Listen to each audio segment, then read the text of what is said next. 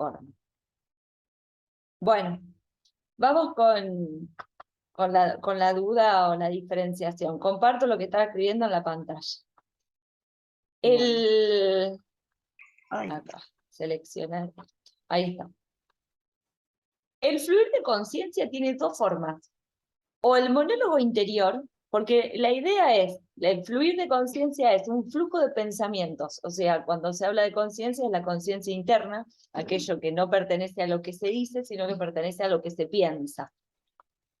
Puede ser en forma de monólogo interior o en forma de estilo indirecto libre. Más allá del uso de los signos de puntuación. Puede aparecer, puede haber o no signos de puntuación. Y acá también puede haber o no signos de puntuación. En este, por lo general, los hay, por lo general. Pero son más difíciles de reconocer. El estilo indirecto libre es más difícil de encontrar también que el monólogo interior. Son dos maneras de introducir el pensamiento de los personajes. Nosotros podemos introducir en literatura la voz del personaje o el pensamiento del personaje. Si vamos a introducir la voz del personaje, vamos a reproducir un diálogo, porque estamos poniendo la voz del personaje. Entonces vamos a decir, Juan dijo, llegaré tarde esta noche. Entonces ahí introducimos la voz, pero no es lo que Juan pensó, es lo que dijo, expresa, Juan expresó, Juan exclamó, Juan gritó, Juan dudó. Son diferentes verbos de decir que nos permiten introducir lo que un personaje dijo. Lo podemos introducir en estilo directo. Juan dijo, llegaré tarde esta noche, o en estilo indirecto, Juan dijo que llegaría tarde esta noche.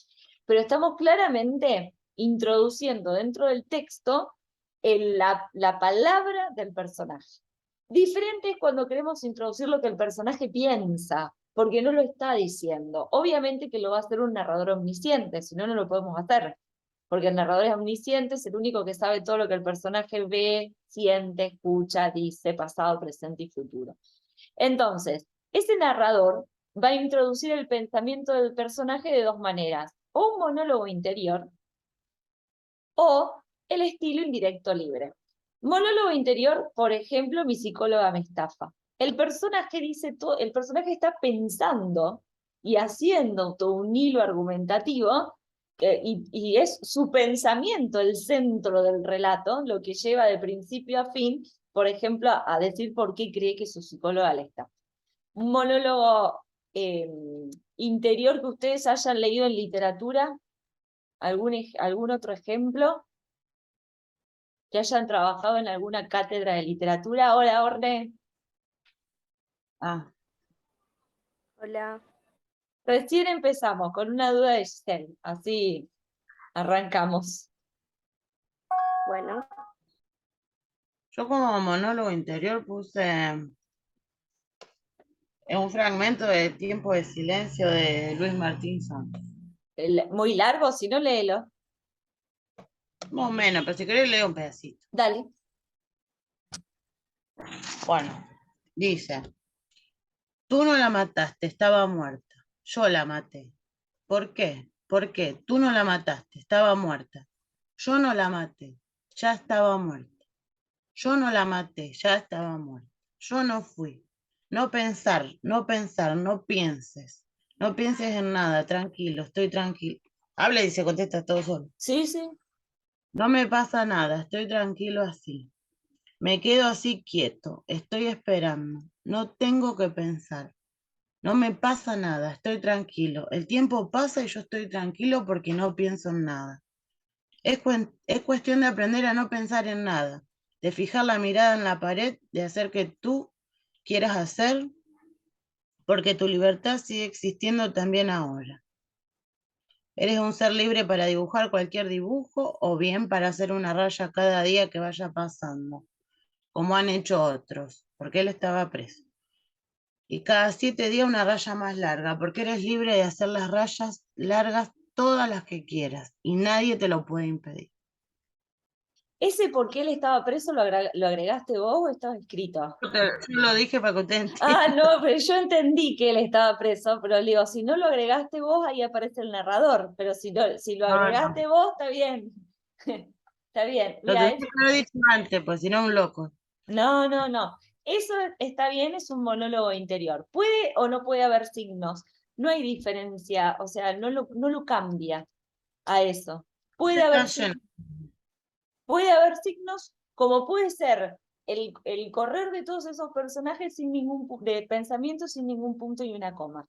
Pero como ustedes, lo más importante que identifiquen es que eso es el pensamiento del personaje, no la voz del personaje. La voz del personaje se introduce a través del estilo directo, que es la cita, o el estilo indirecto, que es referir lo que el personaje dijo.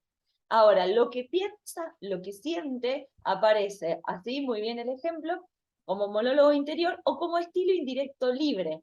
El estilo indirecto libre es mucho más difícil de determinar, que también puede haber signos o no, y está acá, paren que levanto esto. El narrador introduce sin aviso los pensamientos del personaje y sin citas explícitas. Viene hablando el narrador y aparece el pensamiento del personaje, pero sin previo aviso. Por eso es más difícil de identificar. ¿Encontraron algún ejemplo de estilo indirecto libre?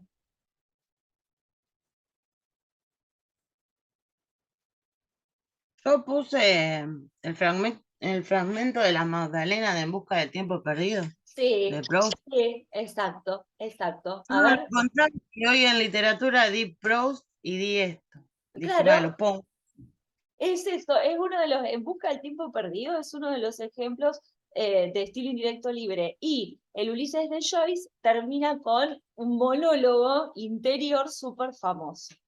Ah, Bueno, son Yo los el dos, de, sí, el de Orne. Molly. Ujú. Muy bien. Sí, Orne, Es ¿qué que, digo una cosita y me callo. sí, Es que yo no quería usar el Ulises porque está en lo del 8.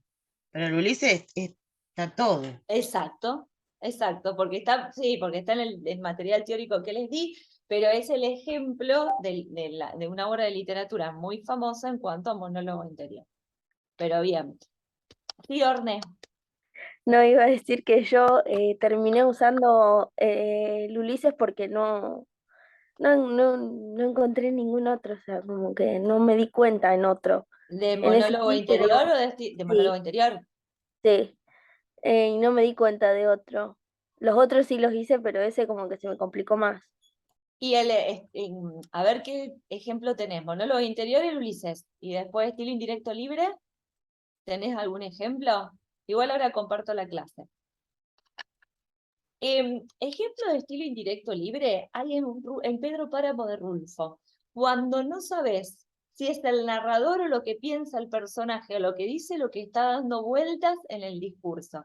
Porque por momentos el personaje dice, pero por momentos piensa y nunca se anuncian las voces. Pero por eso digo que es mucho más difícil de encontrar ejemplos que el monólogo interior, por ejemplo. Pero bien, cierro esta idea.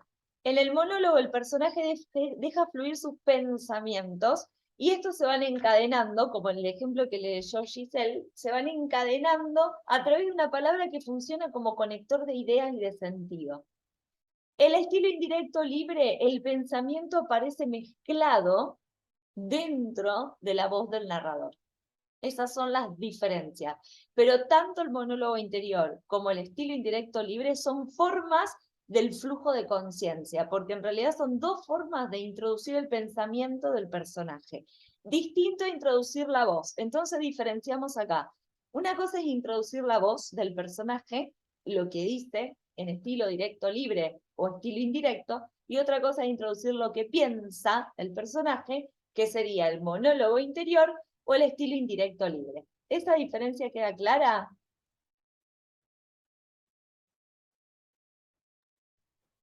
Sí, sí. Sí. Buenísimo. Por las dudas, excelente.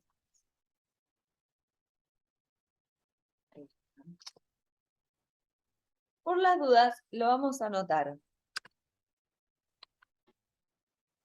Introducción de la voz El personaje. Forma 1, estilo directo. Esta es la cita. Aparece el guión de diálogo, aparece la comilla, aparecen los verbos del decir, dijo, expresó, exclamó, dudó, y después exactamente lo que el personaje dice. Es una reproducción textual de la voz del personaje. Como estilo indirecto libre, puse, eso no lo puse, pero como que me lo anoté para preguntarte. Sí. Julio Cortázar, el del final del juego. ¿Lo tenés? Yo no lo... ¿Tenés el fragmento a mano para Sí, escuchar? A ver, ahí dale. ahí te lo leo. Dice, al lado de la noche de donde volvía, la penumbra tibia de la sala le pareció deliciosa. Todo era grato y seguro, sin ese acoso, pero no quería seguir pensando en la pesadilla. Ya no debía tener tanta fiebre. Sentía fresca la cara. Ahora volvía a ganarlo el sueño, a tirarlo despacio hacia abajo. La almohada era tan blanda y en su garganta afiebrada la frescura del agua mineral. Quizá pudiera descansar de veras sin las malditas pesadillas.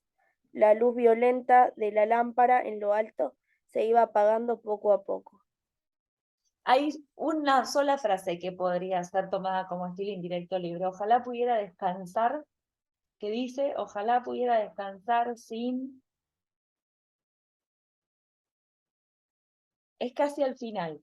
Lo primero es toda una descripción, en el que el narrador omnisciente tranquilamente puede estar contando todo eso, porque son emociones y sentimientos. Pero hay una partecita que dice, ojalá pudiera dormir sin, no sé si esta fiebre, algo así.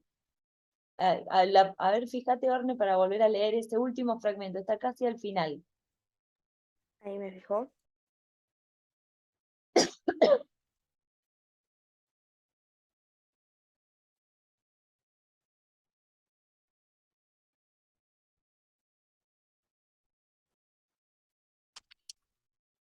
¿Lo Acá lo encontraste? que dice, quizá pudiera descansar de veras sin las malditas pesadillas. Eso es lo que puede ser, hay que leer el total del texto para poder identificarlo bien, pero eso es lo que puede funcionar como estilo indirecto libre, porque ahí sí puede funcionar como pensamiento del personaje y no como voz del narrador. Lo demás es trama descriptiva. Y ese fragmentito, estilo indirecto libre. ¿A vos te aparece, eso que sacaste te apareció como ejemplo de estilo indirecto libre? Sí, yo después lo busqué y me apareció así. Sí, Ese ese y después me fragmento. apareció Coronación de José Danoso también como estilo indirecto libre, pero no los puse como para preguntarte nada más. Bueno, yo no lo leí, Coronación de... ¿Lo tenés ahí el fragmento? El anterior, el de Cortázar, sí, sobre todo remarcado la parte que dice ojalá pudiera dormir esa, ahí claramente Bueno, está el personaje. ¿Y el otro bueno, tenés el fragmento? sí, A ahí, espera ver, que abro la página. Dice, cierta noche Andrés escuchó un agitarse inusitado en el cuarto debajo del suyo. Algo sucedía. Su atención se adhirió a la voz de su abuela que se quejaba suavemente al comienzo y que después dio un débil gemido de dolor. Sobrecogido se sentó al borde de su lecho, con sus pies metidos en las pantuflas. Aguardaba. ¿Y si su abuela muriera? Si muriera allí mismo ahora, esta ahí noche, está. El esa ejemplo, parte, claro. ahí está. Sí, seguí. Esta noche, sensibilizados de pronto, sus nervios vibraron a lo largo de todo su cuerpo. ¿No sería esa la solución de todo? Eso. Y esa otra pregunta retórica. Es una pregunta, ¿no? ¿No sería Sí, esa sí, la... Bueno. son todas preguntas. Son todas preguntas retóricas. Bien. Y Sí. esa última sobre todo. Claro, donde Sí, empieza, y si su abuela muriera, con preguntas, exacto. si Sí, muriera allí están bien los mismo dos ahora. ejemplos. Pero como ustedes ven, el estilo indirecto es más difícil de identificar y de encontrar que el monólogo interior. Porque hay una mezcla entre lo que el narrador sabe y, y la intervención del personaje sin aviso. Pero los dos ejemplos están bien. Sobre todo, cuando uno va leyendo para identificar estos recursos, yo trato de leerlo en voz alta porque en el sonido se identifica más cuando se pierde el narrador y aparece el personaje. No sé si les pasa lo mismo, pero bueno, es un tip. Tu duda, Ornella, era si los ejemplos estaban bien. Sí. Sí, están bien los dos, y si podés remarcarle ese pedazo, ese fragmentito de Cortázar y esa última parte, para que quede más claro dónde se ve con mayor claridad. Bueno, Bien, acá en pantalla les puse introducción de la voz del personaje, estilo directo, reproducción textual de la voz del personaje, por ejemplo, Juan dijo, guión, llegaré tarde. Puede aparecer el guión y las comillas o solo el guión. O puede decir llegaré tarde, dijo Juan, es lo mismo. Estilo indirecto es la referencia de lo que el personaje dice en voz del narrador. Ejemplo, Juan dijo que llegaría tarde. Ahí estamos. Ahora, la introducción del pensamiento del personaje. 1, monólogo interior, y 2, estilo indirecto. Ahí están las diferentes. Para que tomemos. Profe, Sí. estaba pensando, porque el fragmento de la Magdalena a mí me recordó al Aleph. Puede ser al Aleph, perdón. Puede ser que la parte que él dice vi esto, vi el otro sea un un flujo monólogo de... interior o un flujo de sí, un flujo de conciencia. Totalmente. Es una Porque es enumeración medio de. parecido. Él dice, no dice vi, pero dice me daba la casa, me metía las calles, la gente, el pueblo. Es ¿Sabes medio así. dónde magníficamente con el Aleph Borges borra los límites entre el flujo de conciencia y la narración? En que todo esa enumeración de imágenes, porque es una enumeración de un recurso literario de las imágenes visuales, las pone en un objeto y en ese objeto fantásticamente dice que las ve. Entonces ahí borra los límites entre un flujo de conciencia, lo que piensa y lo que realmente existe. Pero, ¿qué es lo que pasa? Es género fantástico. Entonces, Claro. en la Aleph, todo ese flujo de conciencia se transforma en algo que está viendo, porque hay un elemento sobrenatural, que es ese punto infinito donde confluyen todos los puntos del universo llamado Aleph. Entonces ahí borra los No lo límites, piensa, lo ve. claro, entre el pensamiento y lo que realmente está viendo. Pero es un caso muy particular, porque es ni más ni menos que la genialidad de la estructura de la construcción del relato en Borges, que siempre se escapa de todas las formas posibles de análisis. ¿Qué es lo que tiene? Lo que hace que no sea un monólogo interior, un flujo de conciencia, porque tiene la estructura de serlo, es que se justifica que El lo está elemento. en el elemento. Y que, Ok. y que es fantástico, porque él trabaja con el género fantástico. Bien, comparto esto. ¿Alguna otra duda que haya aparecido? No, yo te quería consultar lo de la intertextualidad. Bien, vamos con intertextualidad entonces. Comparto la clase, que ahí está. Dejo de compartir esto y comparto entonces la clase. Vamos con esto. Acá pegué lo del pizarrón de recién. Bueno, Lo voy a recortar más estético. Ahí está. Después paso la clase actualizada. Bueno, vamos entonces, acá teníamos a los con 3. Monólogo interior y estilo indirecto libre, lo hablamos recién. Vamos con la intertextualidad. sí. Dudas, consultas, preguntas. No, yo no tengo duda, quiero saber si está bien lo que puse. Ah, dale. Porque yo primero puse el Ulises de Joy con la Odisea de Homero. Pero Sí. Me no había quería, perdido, me fui. Sí, sí. quería entrar en Joyce porque estaba muy explícito en el material. Entonces pensé, que acá está mi duda, a ver si está bien, en hacer la comparación con la Divina Comedia, que también habla de Ulises. O sea, de Homero con la Divina Comedia. Eh, Al revés. Sí, no, está bien, tenés razón. El Ulises con la Divina Comedia, porque la Divina Comedia es anterior. La No, intertext. no. La Odisea con la Divina Comedia. Ah, la Odisea con la Divina Comedia. ¿A dónde? Cuando Dante dice que vio a Ulises y que le cuenta Sí, está bien, toda en la ese, serie en ese fragmento. claro. Bien, en ese fragmento. Me quedé pensando si lo había, vos me estabas hablando de la historia completa, yo dije, para, me fui, mi cabeza fue a rebobinar a ver la historia. No, en ese fragmento, sí, perfecto. Es una intertextualidad. De la misma manera que el García Márquez menciona en El coronel no tiene quien le escriba al coronel Aureliano Buendía, que es de 100 años de soledad. O por ejemplo, cuando eh, Dr. Jekyll y Mr. Hyde reaparecen que sería, en realidad sería la transformación del bien y del mal, ¿no? O el lado bueno y el lado malo de una misma persona. Cada vez que aparece en la literatura un personaje que transforma su lado bueno y su lado malo, es una intertextualidad de Dr. Jekyll y Mr. Hyde.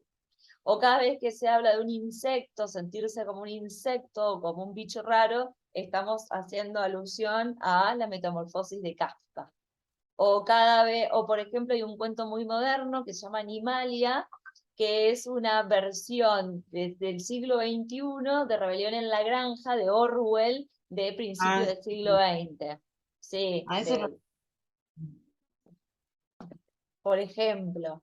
O cuando aparece, a ver, quiero ir a uno más que vos decís, bueno, el cuento, Ceciari escribe un cuento que se llama 10,6 segundos, que relata Hernán Ceciari, que relata el gol de Maradona a los ingleses en el Mundial si no me equivoco, fue el 86, y ahí aparece una intertextualidad a el Aleph de Borges, porque dice vi, y automáticamente nos vamos al Aleph de Borges. La intertextualidad es el recurso por el cual una obra aparece mencionada literal o implícita o explícitamente dentro de otra obra, ya sea en la idea o en los nombres de los personajes. O Juan José Saer, todos los personajes de Juan José Saer, los mismos personajes están en todas sus obras. O sea, los personajes van creciendo y van pasando de obra en obra. Es como el desarrollo de un pueblo que va contando desde que una novela se sitúa en, por ejemplo, el personaje principal cuando tenía 6 años, la próxima novela cuando es adolescente, la otra cuando es adulto y el mismo personaje. Para poder entenderlo hay que relacionar las obras, eso también es intertextualidad. Orne, ¿vos qué ejemplo pusiste? No sé si está bien por A lo que ver, estaban hablando. Yo puse el cuento de Caperucita Roja y y el microcuento de Juan Armando Epler, que se llama Para mirarte mejor. bueno, sí, Y bueno, para es un mirarte mejor, exacto, está bien. dice, aunque te, aunque te aceche con las mismas ansias, robando siempre tu esquina, hoy no podríamos reconocernos como antes. Tú ya no usas esa capita roja que causaba revuelos cuando pasabas por la feria del parque forestal. Bueno, sería lo de la capita ahí. Y sí, eso es una intertextualidad. O sea, podés entender el sentido de lo que el autor está diciendo porque conoces la historia de Caperucita Roja, si no, no le encontraste el sentido. Claro. Y bueno, y a lo último dice, y yo no me atrevo ni a sonreírte con esa boca desdentada.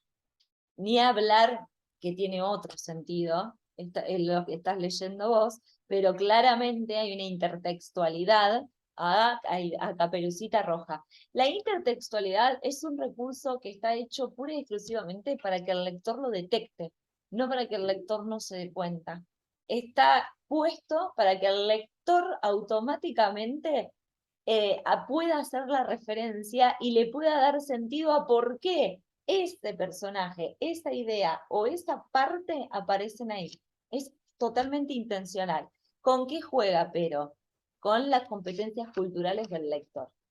Porque, por ejemplo, si nunca te contaron el cuento de Caperucita Roja, cosa que es muy raro, porque es un cuento clásico, de tradición de generación en generación, no podrías llegar a entender el sentido total de por qué habla de una capita roja, de por qué la feria forestal y no cualquier otra feria, de por qué los dientes y por qué no hace alusión a otra cosa, a la boca. O no Claro. podríamos entender en la Divina Comedia por qué está ese personaje en ese lugar específico de los círculos de Dante. Tendríamos que ir a investigar quién fue Aureliano Buendía, por qué lo menciona el coronel, qué fueron la Guerra de los 100 días, que son partes de otro libro. Está puesto justamente para que el lector lo identifique y automáticamente su cabeza vaya a esa otra obra. Los ejemplos están todos bien. A veces no hace falta que estén explícitos, ¿eh? No, están muy implícitos. En el Hada en Buenos Aires me doy cuenta que habla de Borges, habla igual del grupo Martín Fierrista, pero no lo nombra, le pone No, otros nombres. exacto. Después habla del infierno, de los círculos, como en la Divina Comedia.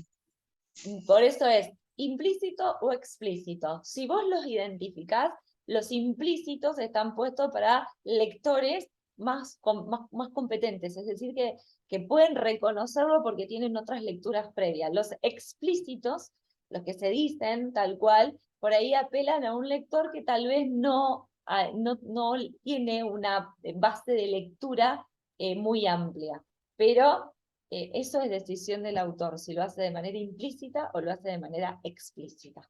Los ejemplos que diste son perfectos, muy implícitos, para darse cuenta. Bien, ¿alguna otra duda? No, creo que no. Bueno, después venía la parte de tesis sobre el cuento. Lo que me interesa acá es que ustedes identifiquen un final moderno, abierto, de un final clásico, cerrado. Final abierto, la historia puede continuar, que no significa que continúe, porque el relato termina ahí. El relato termina, la historia queda latente. O sea, termina el relato, pues se termina punto, terminó la narración. La historia puede continuar, queda latente. Eso es un final moderno. Un final clásico termina el relato con el fin de la historia. Se cierra. Fin de todo. Murió. Listo. No puede seguir viviendo. Este personaje finalizó ahí. Fue muy drástico el ejemplo, pero sería eso. Un cuento clásico, la tesis sobre el cuento. Piglia va a hablar justamente de lo que es el cuento moderno y el cuento clásico, y también de lo que es el cuento dentro del cuento, que sería lo que hablábamos de las cajas chinas. Pero lo que más me interesa es, a ver, ¿tiene un final abierto o tiene un final cerrado? ¿Moderno o clásico? Nada más que eso, que es fácilmente identificable. Bien, ¿alguna duda sobre narratología? En cuanto a la revisión, cuando hablamos de narratología, vamos a ir a ese material que les pasé en el enlace, porque vamos a ver tipo de narrador, focalización, relación entre el tiempo de la historia y el tiempo del relato. Ahí veríamos la frecuencia, la duración y el orden, tipo de personajes, acciones principales y núcleos principales, núcleos secundarios, final abierto, final cerrado y técnicas narrativas, como por ejemplo una técnica narrativa, el monólogo interior, el estilo indirecto libre o la introducción de las voces de los personajes en estilo directo o estilo indirecto en todo caso. Esas son las nociones de narratología.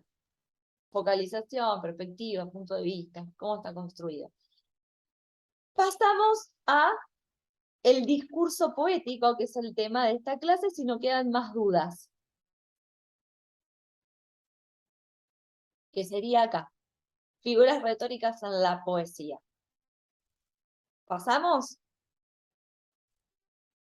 Dale. Bien. Sí, sí. Géneros discursivos. Vieron que nosotros trabajamos el problema de los géneros discursivos. Dijimos que hay tantos géneros discursivos como actividades humanas existan. Pero dentro de lo clásico podríamos decir que existen los géneros discursivos literarios, los géneros discursivos no literarios. Dentro de los géneros discursivos literarios hay tres grandes ejes. Comparto el pizarrón.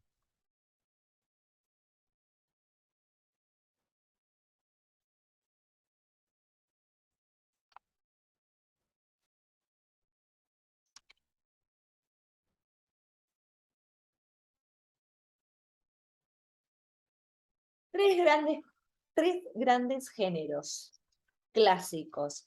Narrativa, nosotros acá vimos todas las cuestiones de narratología, que es lo que trabajamos en el análisis hasta esta clase. Lírica, el discurso poético que empezamos a ver hoy. ¿Y cuál creerán que es el tercero? Ya creo que... Drama. Exacto, drama, que es el teatro, que ustedes lo van a ver el año que viene. En teoría, 2. Ya me estaba asustando. Digo, todo eso vamos a ver ya. No. Narrativa ya lo trabajamos. Lírica lo vamos a trabajar en este mes de octubre, que es lo último. Y el drama lo trabajan el año que viene, que es el discurso dramático con Silvana Tarquini, que les da teoría literaria 2. Ahora vamos a trabajar en estos géneros literarios. Por supuesto que existen los híbridos, como por ejemplo vamos a hablar de la prosa poética o de la poesía narrativa. Por ejemplo, el Martín Fierro es un poema narrativo, a través del verso se cuenta una historia. O podemos tener una prosa que es narrativa, pero con todos los recursos poéticos de la lírica. Entonces ahí empezamos a mezclar. Como podemos tener en una obra de teatro muchas partes líricas, porque por ejemplo, si nosotros leemos a García Lorca, aparecen canciones, canciones de cuna, aparecen nanas, aparecen rimas, aparecen muchísimas figuras retóricas dentro de la obra de teatro, y el lenguaje se convierte muchas veces en muy poético, casi una poesía, pero es drama. Entonces ahí vamos a tener una característica del teatro lírico, por ejemplo, porque por eso lo leímos en uno de los materiales teóricos, la misma literatura siempre está rompiendo los moldes del género. Pero en sí, los tres grandes, los tres clásicos son narrativa, lírica, drama. Pasamos nosotros entonces a la clase y acá empieza a aparecer el discurso poético. Primera característica, a la vista, ¿cómo reconozco que estoy ante una poesía? A la vista. Por cómo está escrita. Exacto.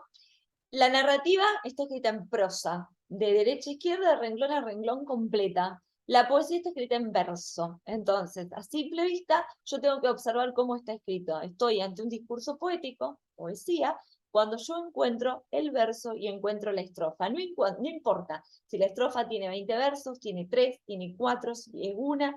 Lo importante es que tiene forma de poesía. Distinto, muy particular va a ser lo que la vanguardia